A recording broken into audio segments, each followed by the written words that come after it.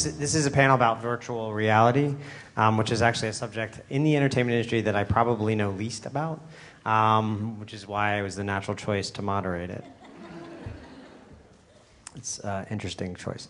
So I'm going to actually go across from, right, left. From my furthest right and come across.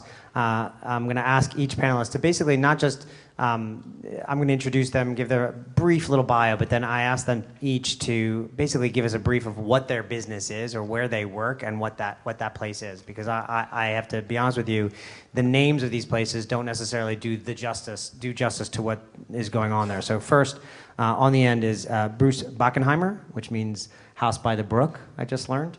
He is the clinical professor of management and executive director of Pace University's Entrepreneurship Lab. So, Bruce, what is an Entrepreneurship Lab? So the Entrepreneurship Lab, I like to think of it as a kind of home base for students interested in entrepreneurship. And to me, entrepreneurship is really a mindset, a way of being able to think about opportunity, the ability to recognize, analyze, and capture opportunity. And while starting a business is a very important manifestation of entrepreneurship, it's only one. So you could be entrepreneurial. I mean, I like to think I'm an entrepreneurial professor, but in government, in a nonprofit, in a large company. So it's a home base to support those students interested in entrepreneurship. We organize a lot of different events, a roundtable speaker series, fireside chats, a bunch of competitions, the PACE pitch contest, business plan competition, mobile app design contest, and hackathon. We have we have 3 endowed scholarships. We have all kinds of programs. We actually give students money to test their business concepts. And then the lab has a lot of technology resources, from 3D printers, a video studio, high-performance Alienware computers, but really it's mainly a home base for students. Can any students at the university come in and take part and use the resources there? Yes. Regardless of major or discipline? It is, and while it's housed through the business school, the logo is a gear with 6 pieces actually representing the 6 schools and colleges at PACE. So we very much want and strongly encourage cross-disciplinary, interdisciplinary activities, experiential learning, and very hands-on. That's the idea of a lab, that it's a hands-on facility. And we do a lot of work with the Seidenberg School of Computer Science and Information Systems. There's a student here that gave a demo on a virtual reality ad network that he's working on, Mike Miscavige, and but even with the School of Ed, the nursing school, et cetera. And as you were describing to me, I mean, the idea here is you take the crazy ideas that students here can come up with, whether it's an app or a piece of software or something like that, or even an educational program, and figure out how to turn it into a business. That's right. So a big part is that mentoring for how do we go about pitching and raising money and making connections, finding people, legal information.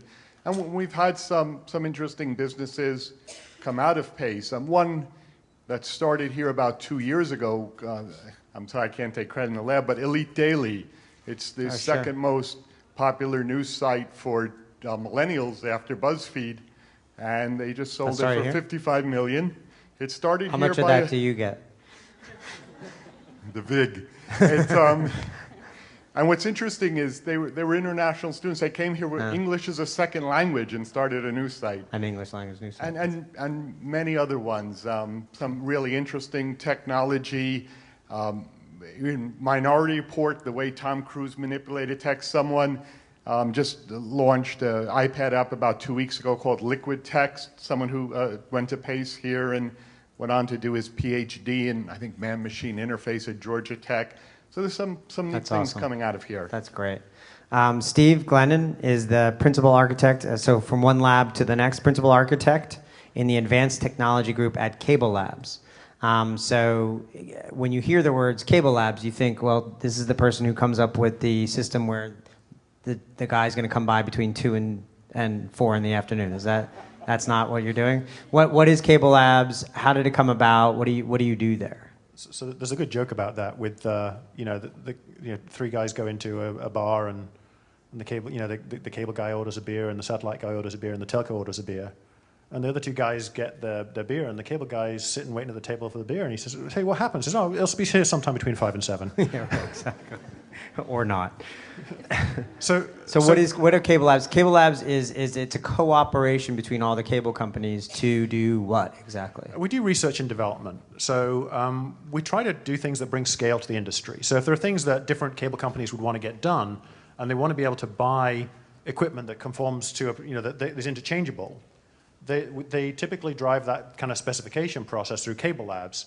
So we help to define the interfaces, a bunch of technologists who work out, okay, what makes sense, what doesn't, so that when these specs come out, the equipment manufacturers can really do worldwide scale development that will be used for cable equipment around the world. So the biggest single success for us is the specs for cable modems. So if you have your cable company provide high-speed internet, that spec was defined through CableLabs, and it's been through several iterations over the last decade and a half. Right now, we're working on a next generation that will deliver gigabit and faster.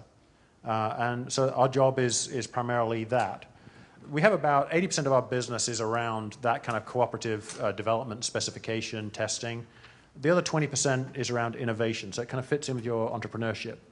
So people ask me what my job is, and my job, I tell people I'm a golden goose squeezer. My job is to come up with a multi-billion-dollar idea about once every 6 months. So no pressure. You want to talk about creatives? So really, I come up with, we look at a whole bunch of ideas which are kind of, would easily make, a few people very rich, $10 million, $100 million companies. And most of those, they're all like, nah, that's not scalable. We're not interested, I've actually seen projects shut down because they were only going to save $50 million. So it's pretty large-scale stuff, so that the bar is pretty high. So is one of your high goals right now getting rid of the box itself, getting rid of the cable box itself, or to move everything to the cloud, or is that not something that's a huge priority right now? So those aren't really multi-billion-dollar ideas in terms of transforming the business. So we're really trying to look for new opportunities. New products. Yeah, so it's, how do we... So we look at... Cable is known for cable television, cable internet, telephone now. But one of the biggest growth areas for us has been business services. So this is offering high-speed connectivity to businesses, along with high-speed services, mail services, outsourced human resources, a whole bunch of things like that. And that's a big growth area for us. We create some challenges. I think earlier we were talking about the fact that cable is a bunch of little monopolies, right? It's like, oh, it's all great for them, they have no competition. It actually is a really big problem for us because if you think, well, I want to offer to a worldwide or a nationwide company, and yet I only have footprints in Los Angeles and New York and Las Vegas and Dallas, it kind of creates a problem for us of how do we scale a business so we can offer something on a nationwide basis. And trying to get that collaboration among different cable companies in different locations so we can sell the same services so that somebody can offer a nationwide footprint is really very challenging. You were trained as an engineer? I was trained as a physicist. So. Oh, wow. I trained as a physicist and then got an honest job. So I did physics undergrad and then did a master's. Is dishonest or? Yeah. Fucking inertia. So Steve, I'll be back to you in about 5 to 50 minutes. Our next guest is actually, so we went from kind of business and entrepreneurship to technology, now to creative. Next panelist is creative director at Framestore's VR studio, Resh Sidhu.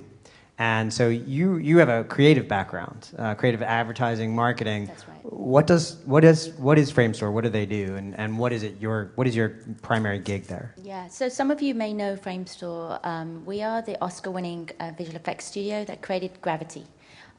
We became famous for doing Wait, you didn't Gravity. invent Gravity. You created the film. Well, yeah, Gravity. okay. That was like my opening line, Oh, and now they were all impressed, and now they're just like, what? Sorry, it's the patriarchy I at work. shall rephrase that.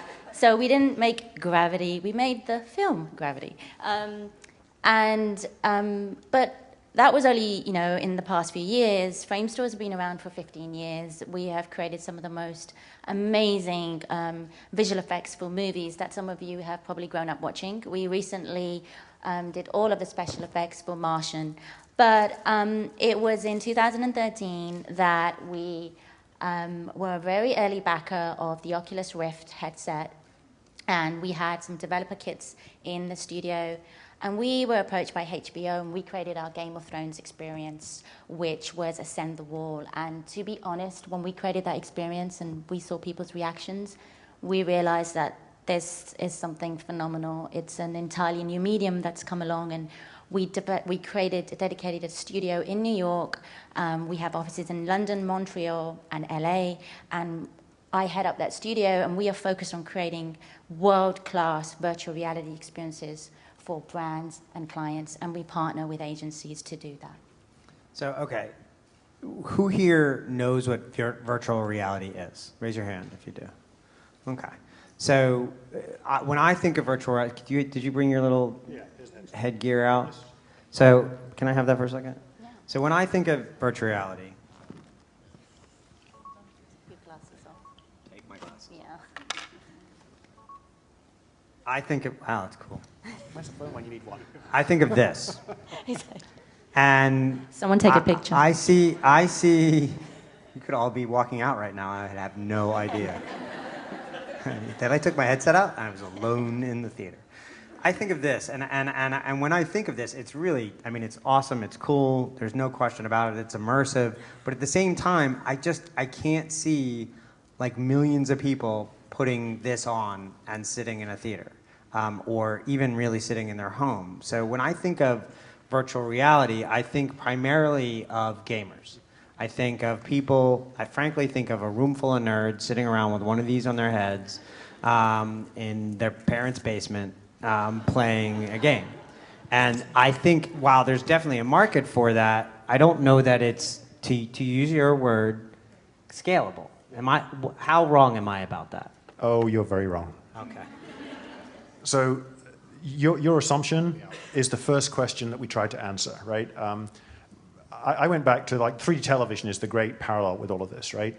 I first got to work on 3D television a long time ago, for 20 years.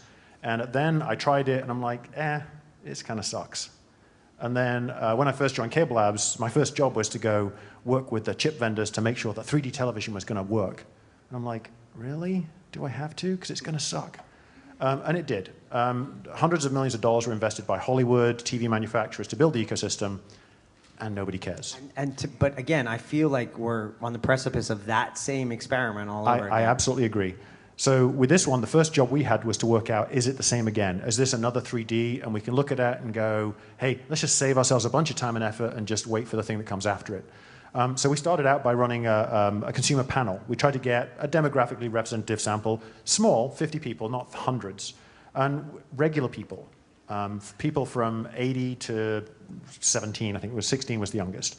And we asked them a bunch of questions, which are, like, what do you think? And everyone's response was pretty much universally, oh my God, this is amazing. And we just saw like a small microcosm of that outside. And if you didn't get a chance to try it, maybe you'll get a chance to try it later. But you really got to try it to get the impression. And the first impression is really very cool. But we asked a whole bunch of structured questions like, can you see yourself owning one in the next 3 years? How much might you pay for it? What would stop you from owning one? Like looking like a dork might be one of them. How'd I look? Like a dork. Didn't Yeah, I look pretty like much. a dork? And actually, looking like a dork was very low on the list of concerns Really? people had. People were concerned about the vain, cost, right? So we tried to ask the stealthy question, which is not quite how much do you think you'd pay for it, but what kind of price would it be that above that price you wouldn't even consider it because it's just like ridiculously expensive, and below that you'd consider it. And we let people just freeform it, and then you bin it out into bins and you draw the pretty Excel chart. By the time you got to $200, everybody apart from one person said, oh yeah, I would consider buying one of these for $200.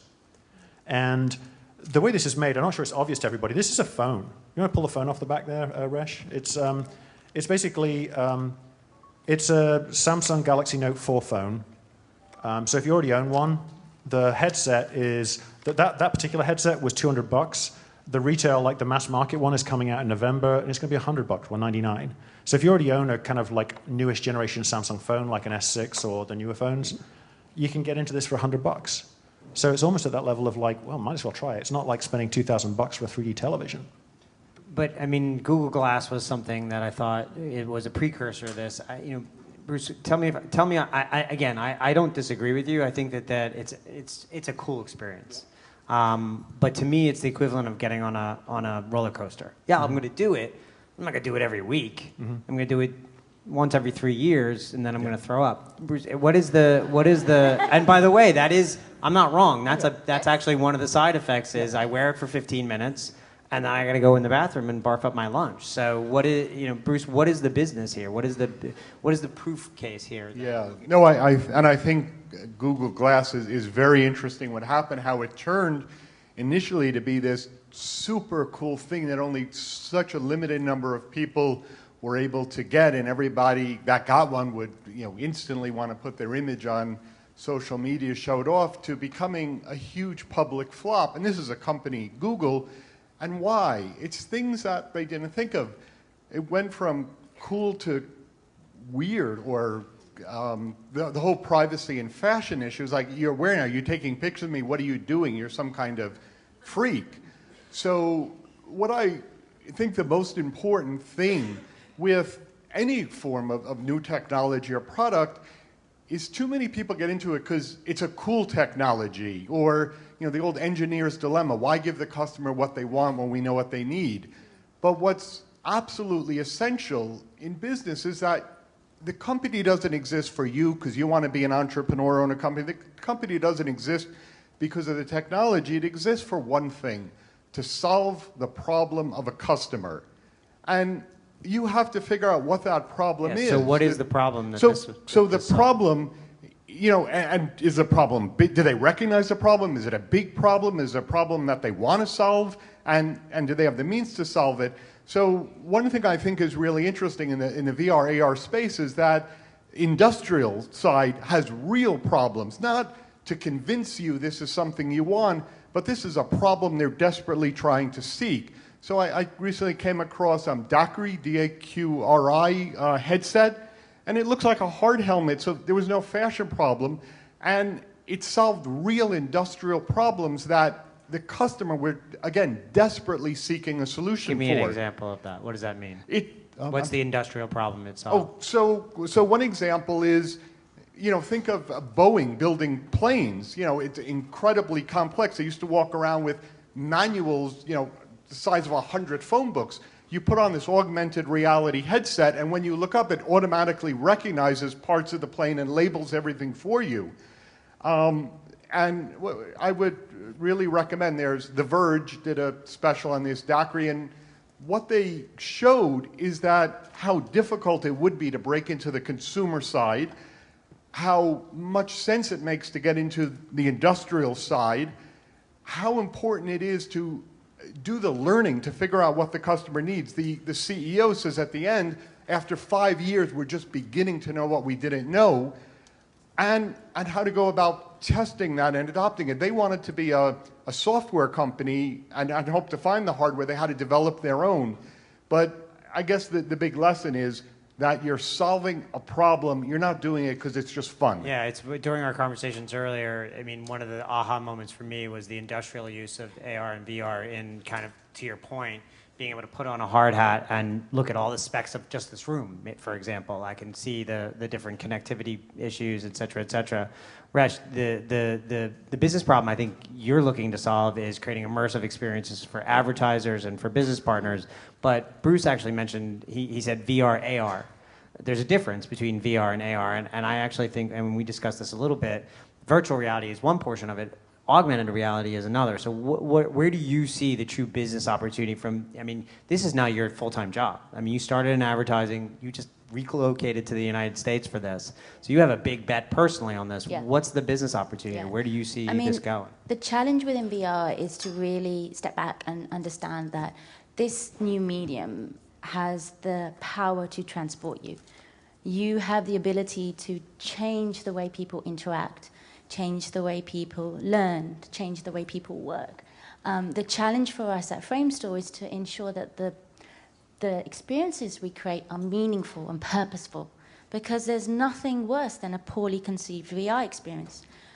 when these consumer headsets are going to hit in 2016, the thing that worries me the most is they are going to be individuals like yourself out there that have never tried VR.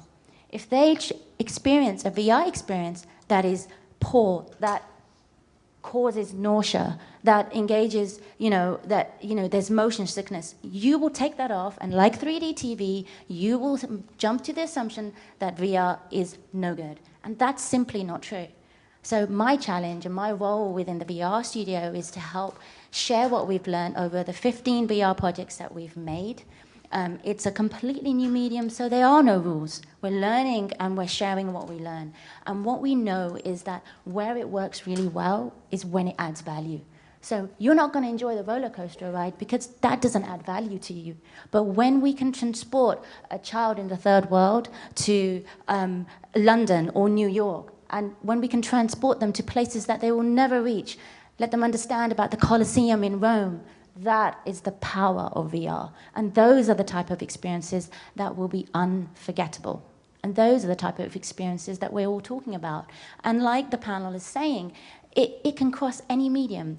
Yes, gaming is awesome. And if you haven't played a game in VR, oh my God, play a game in VR.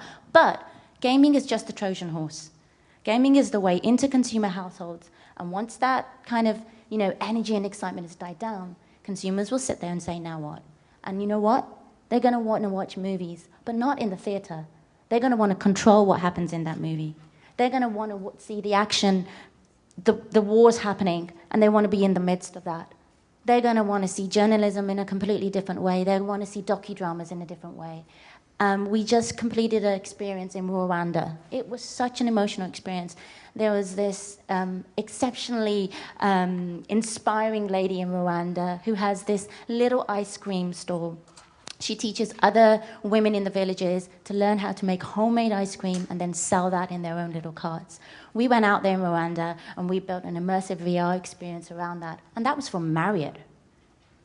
And you would say, well, what was the problem we were trying to solve? We're not trying to get people to book more hotels. We're trying to inspire them about the places they can go and the people that they can see. And that's where VR is the medium that can deliver that. I want to pause there for a second. See the power of storytelling right there? Okay, so take a note on that real quick. My question, so let me ask you, you mentioned the case study that you thought was really effective. You just mentioned a case study that you thought was really effective from a storytelling standpoint. And then when we were talking earlier on the phone call, prepping for this, because we do prep for these panels, this seems impromptu, I know. But you told a story about, it was when you talked about the kid in Africa who could see the rest of the world, or me being able to see Rwanda, that really kind of shifted my perspective on this. Do you have a case study where you've seen a piece of VR or AR that really kind of like elevates it from just cool thing to actually important thing? I'm actually Steve. Yeah, so there are things where I have seen things which I think are very futuristic. Part of my job is to look 3, 5, 7, 10 years out. So the thing that I think is going to transform everything relating to VR relates to person-to-person communication. So if you can imagine that we all put on headsets and we can have face-to-face communication with eye contact and all the facial nuances of talking to each other over 1,000 miles, I think that's going to transform everything. I think you also talked about like now take that from a person to person, but to like a meeting to meeting. Yeah, so you can look at it from the kind of the youth social aspect. So Facebook spent a couple of $1 billion, well-trodden kind of story. And they did it for a reason. They didn't do it because it was cool and fun. They did it because they think it's going to transform social communication. Zuckerberg said on the last earnings call, he thinks after mobile, this is the next great platform. Yeah. And to that point, one of the things that I've observed is we haven't worked out what half of these things are. Right. We look at this, and this is like, it feels like we're in the first 6 weeks of the iPhone. Right? The iPhone has just come out. It's just been announced by Apple. And we're all like, yeah.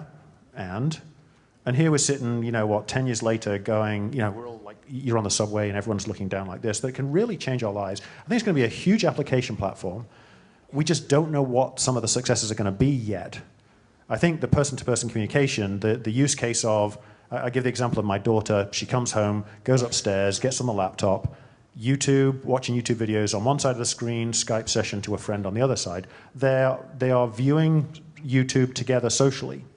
When you get to the point that they can put a headset on and they can be talking to each other and they can look sideways and see the person with either a goofy avatar or a photorealistic avatar. They're sharing a screen here, and then they turn and they can actually talk to each other while it's happening, but they don't have to be in the same with room. all the full facial emotion like they're physically together. I think that's going to change things. Yeah. Now we're looking at that right now. I think it's going to be 5 years maybe before that's realistic. Yeah. But I think it's going to happen. And then one of the questions is, okay, what's going to pay for it? Because that's all going to be free, right? Advertising is going to pay for it. To your student's point, he stands a pretty good chance of becoming a billionaire, by the way.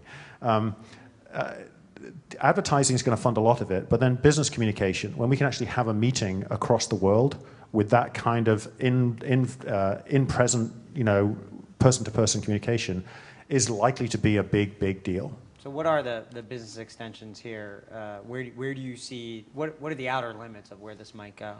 And there's a lot, and to register with storytelling, the problem doesn't have to be a technical problem to solve. It could be a storytelling problem. When I think of this, I just keep thinking of what Marshall McLuhan said, the medium is the message, in his 1964 book. I happen to have Marshall McLuhan right here. Exactly, Woody Allen. It's an Annie Hall joke. You're going to have to look that up later.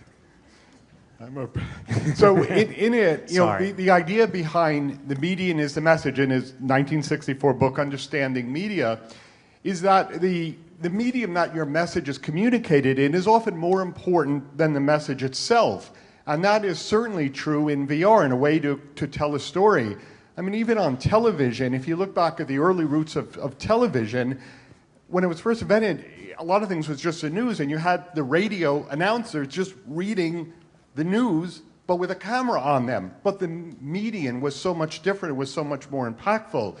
So the medium of VR, or VR and AR, is incredibly important in solving a problem, in telling a story, in connecting with people.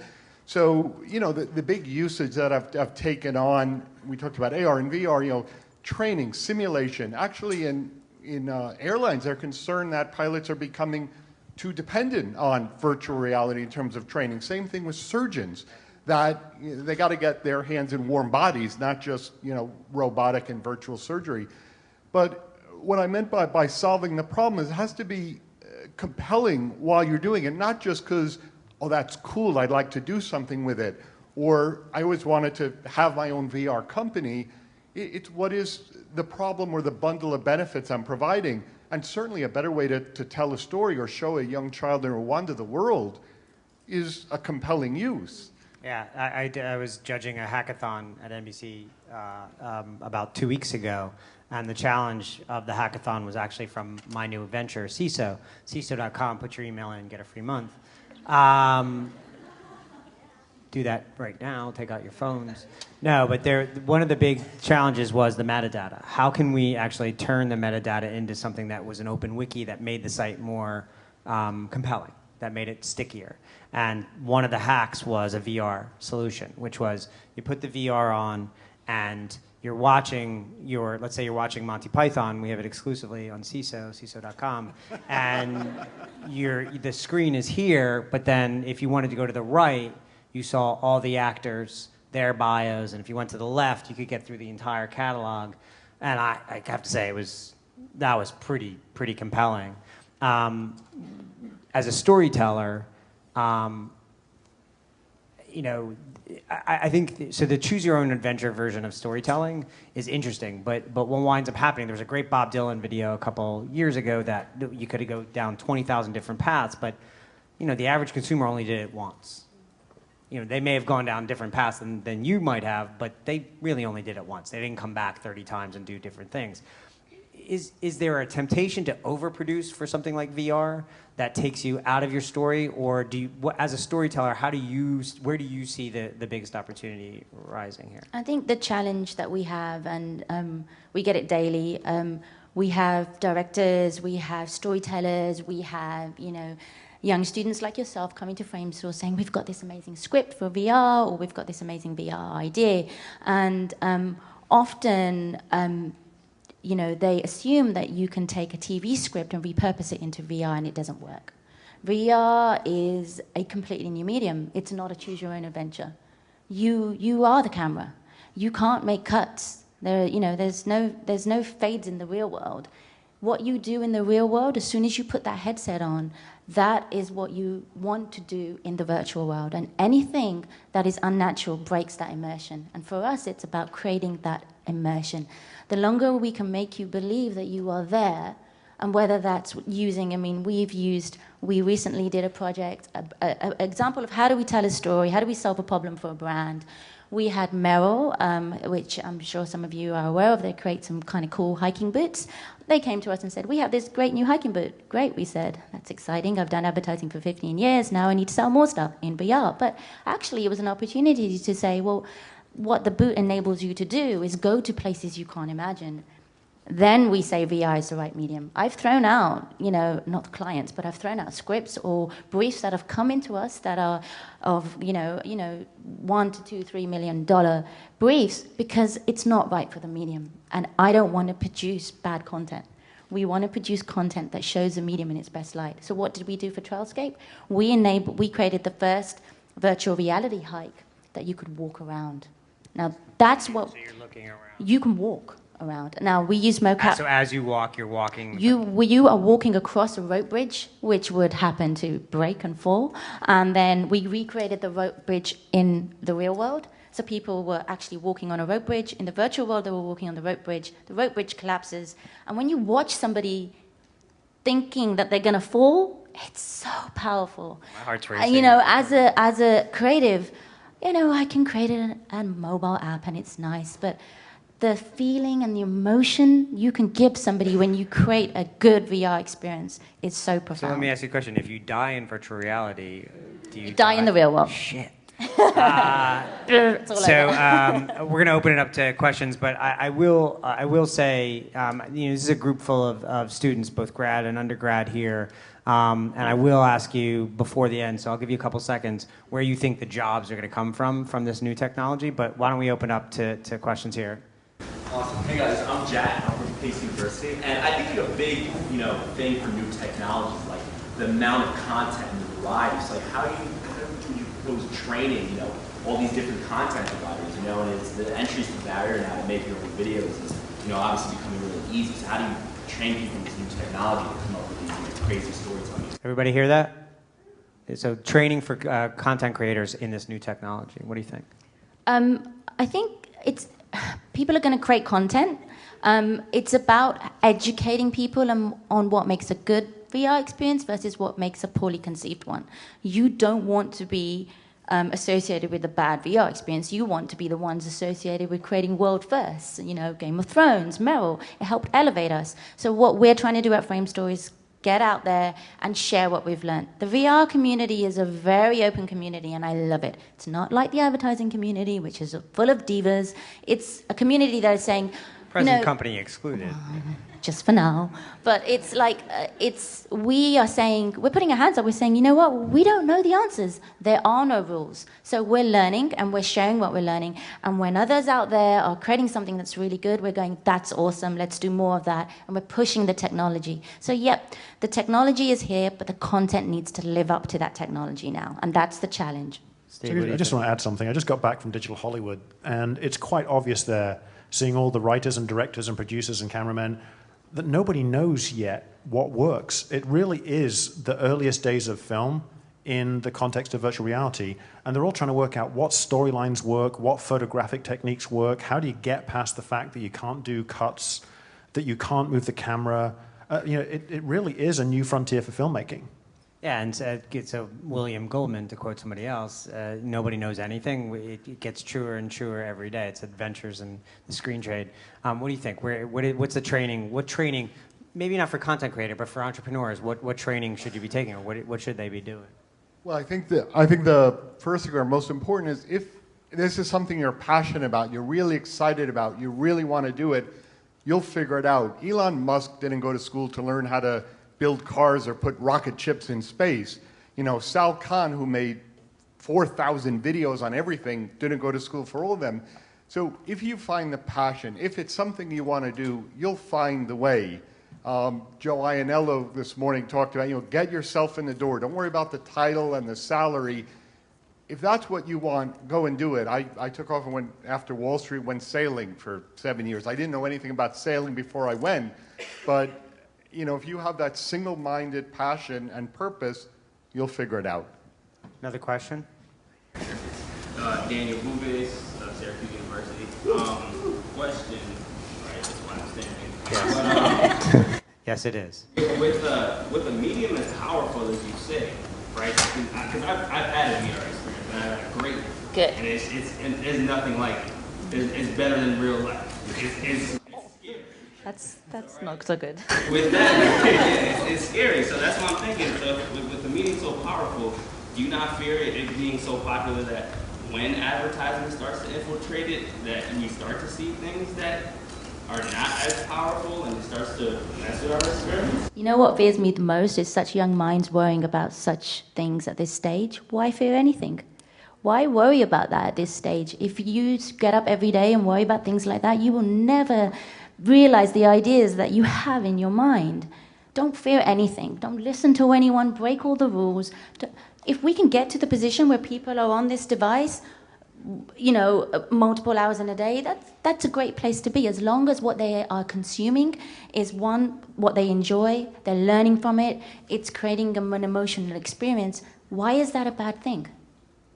Yeah, that's right. I mean, if someone told Evan Spiegel that nobody's going to have an app where stuff erases at the end of it, that's a multi-billion-dollar company. By the way, he was also told you got to sell your company for $3 billion. Now it's worth 10 times. Yeah, I tell you a story that the CEO of Framestore told me. We were in London and he was just giving his spiel about Framestore is so great, and he said, you know what, when they made Gravity, Gravity was a groundbreaking visual film. Most of you have probably seen it, and if you haven't, go watch it. It's great. When the Framestore went to George Lucas, they went to Spielberg, they went to some of the most respected directors in the industry and said, look, how do we make this? There was no technology out there to do what we had in mind. Two of those directors said, it can't be done. And you know what Framestore said? We'll do it. And that's the passion you need to have in your mind. When someone tells you no, you take that technology, you take that passion, you take that idea, and you just go make stuff. Get out there and make stuff. And the more stuff you make, the more people you talk to, the more opportunities you'll have. So we need to wrap up, but I'm going to go down, starting with Bruce. I'm going to vamp for a second to give you a second to think. It's 24 months from now. What do you see as the single greatest breakthrough created by this new technology? One thing that strikes me with everything being online and basically free, how many people have watched a video on YouTube where it says you can skip the ad in 3 seconds and didn't immediately skip the ad? How many people clicked on a banner advertisement on a site?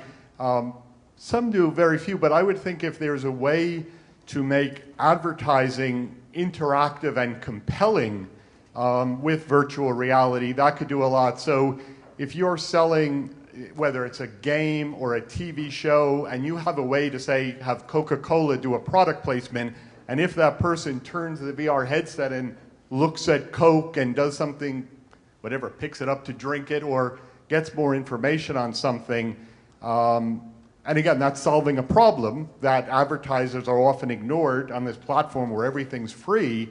I think that's something that's important. And here we are in New York City, the center of media and advertising. So I think if you can make advertising interactive and compelling on virtual reality, you're onto something big. Steve? So I think 24 months is not very far away.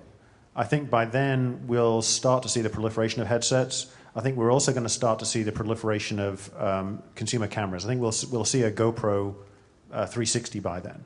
So I think we'll start to see the proliferation of content on YouTube, and YouTube makes money by advertising. So I think by then we will have solved the 360 advertising. So we'll see some pretty cool 360 ads by then. If the camera gets out there, that's a watershed moment now. Yeah. So if you can buy pretty poor quality cameras now, in 6 months you'll be able to buy a much better quality camera for about $1,000. And I think we'll start to see like the proliferation of cats and skiing and teenagers jumping off of roofs. More cats, awesome. Resh?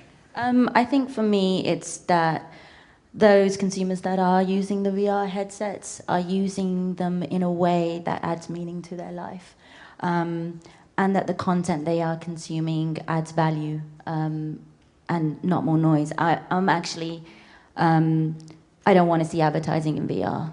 I don't even want to see a Coke can in it. And that's purely because I've spent 15 years advertising everything from Nike trainers to Nissan cars, and I don't want that to happen in this medium.